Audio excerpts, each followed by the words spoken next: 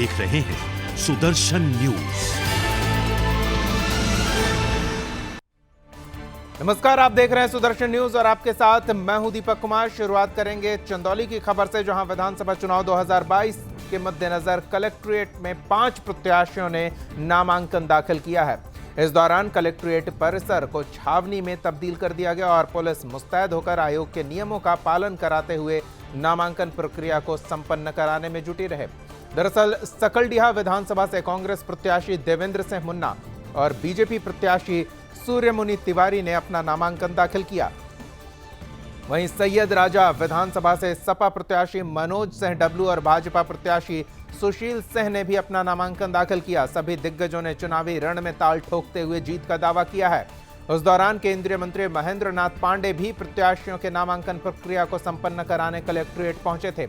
उन्होंने कहा कि 300 सीटों का आंकड़ा पार कर एक बार फिर से योगी के नेतृत्व में यूपी में बीजेपी की सरकार बनने जा रही है।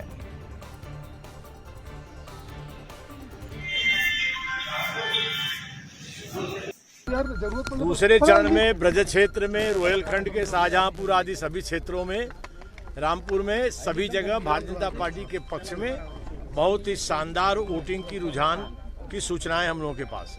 अब ये तो आप सब बहुत ही जागरूक पत्रकार हैं। अखिलेश जी को दिन में सपने देखने के लिए हम रोक नहीं सकते।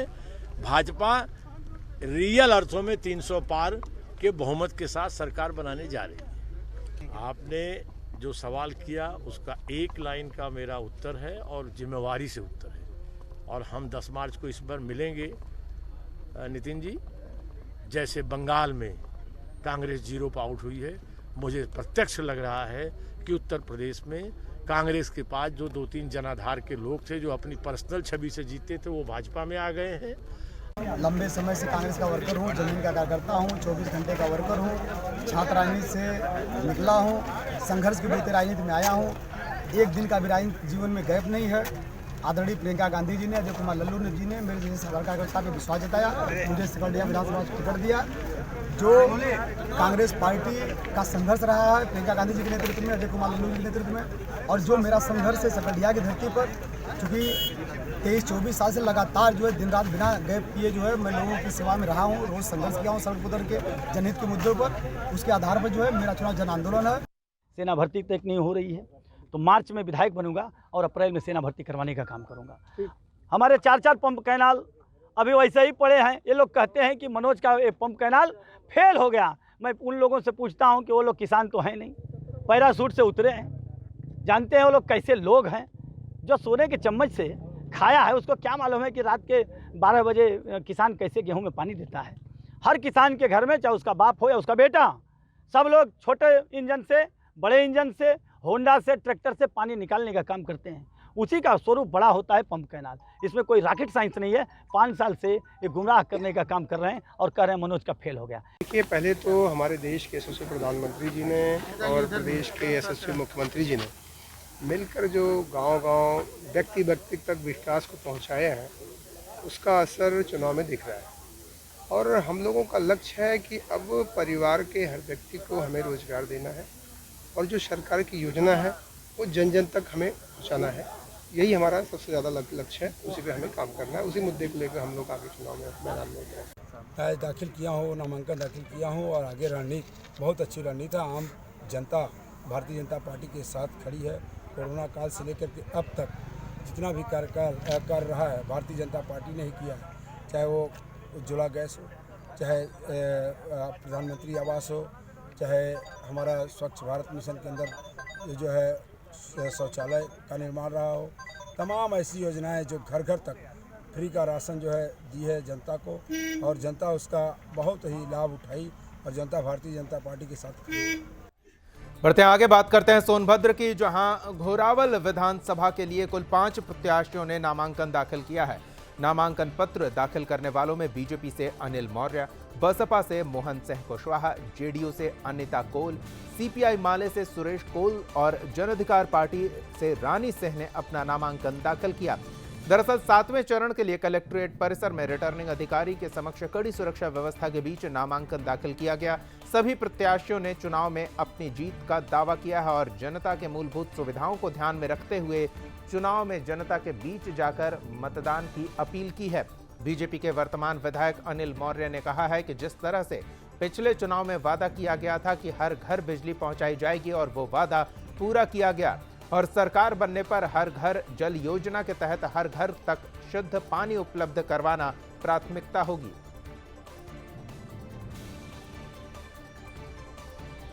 कहाँ सरकार अगर दे पाई होती तो घरौल विधानसभा में जाकर देखिए आप लोग कि सारे आदिवासी वनवासी समाज के जो लोग हैं अभी उनका कोई विकास नहीं हुआ। उनके बाल बच्चे नंगे झड़ंगे घूमते टहलते हैं, देखने से ही पता चल जाता है कि लोग का क्या स्थिति।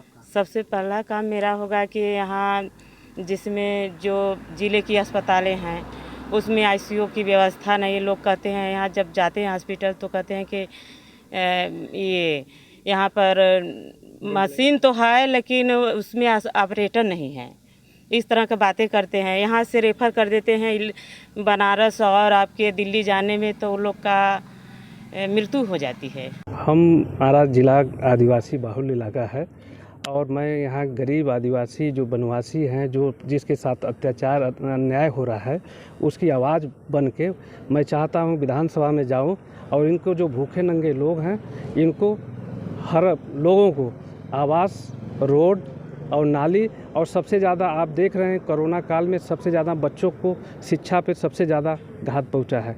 और मेरा सोच है कि जो संपन्न लोग हैं उनके पास तो एंड्रॉइड फ़ोन है, मोबाइल है और भी संसाधनें हैं कि वो लोग पढ़ ले रहे हैं। 2015 में 17 में चुनाव लड़े तो इस विधानसभा में और ज़िले में बिजली का अभाव था। बिजली का अभाव था मतलब बहुत से ऐसे गांव थे जहां बिजली नहीं पहुंची थी।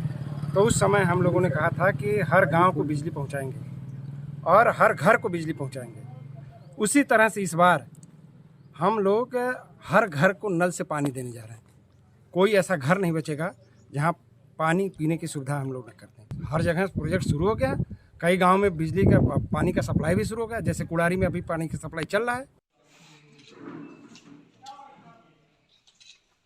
अगली खबर उत्तर प्रदेश के ललितपुर की, जहां महरौनी के ग्राम नाराहट के ग्रामवासियों ने विकास की अनदेखी से नाराज होकर मतदान के बहिष्कार का निर्णय लिया है। ग्रामीणों ने नारा दिया है कि विकास नहीं तो वोट नहीं।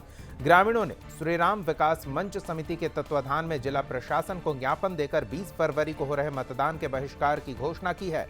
महरौनी का आम मतदाता अपने राज्य मंत्री मनोहर लाल पंथ से बेहद नाराज है।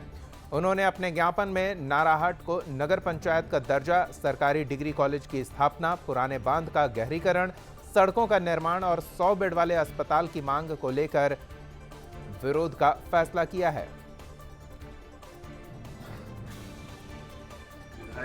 रह चुके हैं। चुनाव का जब आगाज हुआ था उस समय हम सभी ग्रामवासियों की एकत्रित होके नुक्कड़ सभाएं हुई। गांव में हम लोगों के पास उठे बैठे तो लोगों का एक व्यू निकल के आया कि हम क्यों मतदान करते हैं। जब हमारे गांव के विकास को नज़रअंदाज करके जनप्रतिनिधि कार्य करते हैं तो हमारे वोट डालने का क्या अर्थ है।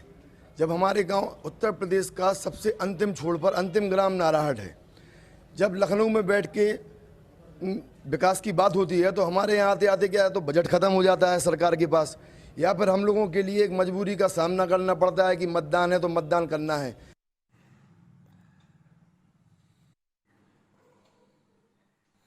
उसमें ग्राम नाराहट, ब्लॉक मनौरा, तहसील पाली, जिला ललितपुर का एक ज्ञापन है।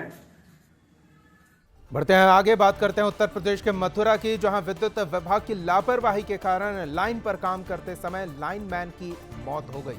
कस्बा सौंख में विद्युत लाइन में खराबी आ गई थी। लाइनमैन सब स्टेशन से फीडर को बंद कराकर मौके पर पहुंचा और खराबी को ठीक कर रहा था। बताया जा रहा है कि जिस खंभे पर लाइनमैन कार्य कर रहा था वहां खंभा थोड़ा टेढ़ा था, तभी पास होकर गुजर रहे हाई टेंशन लाइन से करंट लगने के कारण वो नीचे गिरकर घायल हो गया। जानकारी होने पर आनन फानन में विद्युत कर्मी को उपचार के लिए अस्पताल ले जाया गया। रास्ते में ही उसने दम तोड़ दिया। इसकी जानकारी होने पर परिजनों में कोहराम मच गया। घटना से स्थानीय निवासियों में आक्रोश और विद्युत विभाग की लापरवाही पर विरोध दर्ज कराते नजर आए। सूचना पर पहुंची पुलिस ने शव को पोस्टमार्टम के लिए भेज दिया है। विद्युत निगम के एसडीओ ने बताया कि मृतक विद्युत कर्मी के परिजनों को 5 लाख रुपए की आर्थिक सहायता दी जाएगी।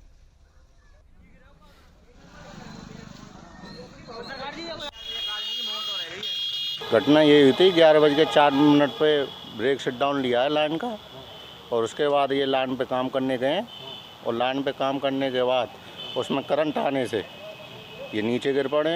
लाइट नहीं आ रही थी, 11 साढ़े 11 बजे से लाइट नहीं आ रही थी, तो उन्होंने कहा कि लाइट, जब वहाँ फ़ोन करा था बिजली घर पर, उन्होंने कहा कि लाइट क्यों नहीं आई, तो भाई बोले मान गया भाई सही नहीं है लाइट, तो इसलिए सही करने गए थे। बात उत्तर प्रदेश के चित्रकूट की, जहां मऊ में अवैध रूप से चल रहे असलहों के फैक्ट्री का पुलिस ने भंडाफोड़ किया है और एक आरोपी को गिरफ्तार किया गया है। आरोपी के कब्जे से 15 तमंचे, बड़ी संख्या में जिंदा कारतूस भी जब्त किया गया। तमंचे बनाने का उपकरण भी पुलिस ने मौके से बरामद किया। पुलिस अधीक्षक धवल जायसवाल के कुशल निर्देशन में आगामी विधानसभा चुनाव के सकुशल संपन्न कराने को लेकर अपराधियों के विरुद्ध बड़ा अभियान चलाया जा रहा है। इसी कड़ी में क्षेत्राधिकारी के मार्गदर्शन में प्रभारी निरीक्षक और उनकी टीम द्वारा ग्राम बरियारी कला में अवैध रूप से चल रहे अस्त्र फैक्ट्री का सफलतापूर्वक भंडाफोड़ किया गया। चित्रकूट के अंतर्गत थाना मऊ पुलिस ने एक सराहनीय कार्य करते हुए एक अवैध शस्त्र फैक्ट्री का भंडाफोड़ किया है और यहां से लगभग 15 तमंचे बरामद किए हैं। इसके अतिरिक्त कुछ अर्धनिर्मित शस्त्र, ढेर सारी मात्रा में कारतूस और ढेर सारी मात्रा में शस्त्र बनाने के उपकरण को भी बरामद किया गया है। यहां से एक व्यक्ति जो मुख्य अभिकर्ता है आनंद देव विश्वकर्मा, इसको गिरफ्तार किया गया है। इसका एक विस्तृत आपराधिक इतिहास है। पुलिस द्वारा सभी पक्षों की जांच की जा रही है कि ये किन व्यक्तियों को सप्लाई कर चुका है शस्त्रों की और किन व्यक्तियों को सप्लाई करने वाला था, और इस संदर्भ में सभी पक्षों की जांच करके अग्रिम विधिक कार्रवाई की जा रही है। यूपी के लखनऊ के साईं बाबा ट्रस्ट ने साईं बाबा की पालकी का भव्य आयोजन किया। इस आयोजन में साईं भक्तों की साईं बाबा को लेकर काफी श्रद्धा देखने को मिल रही। आपको बता दें कि हर साल साईं बाबा ट्रस्ट के कार्यकर्ता पालकी का आयोजन करते हैं, जिसमें पूरे प्रदेश के साईं भक्त एकत्रित होकर इस भव्य पालकी का हिस्सा बनते हैं। इतना ही नहीं, लखनऊ की ये पवित्र साईं पालकी को साईं भक्त पूरे लखनऊ में घुमाते हैं और धूमधाम से इस पालकी को सर पर लेकर पूरे शहर का भ्रमण कराते हैं।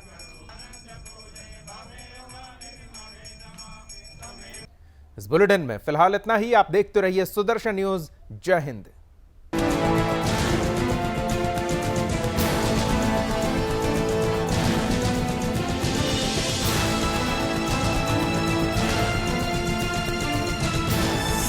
आप देख रहे हैं सुदर्शन न्यूज।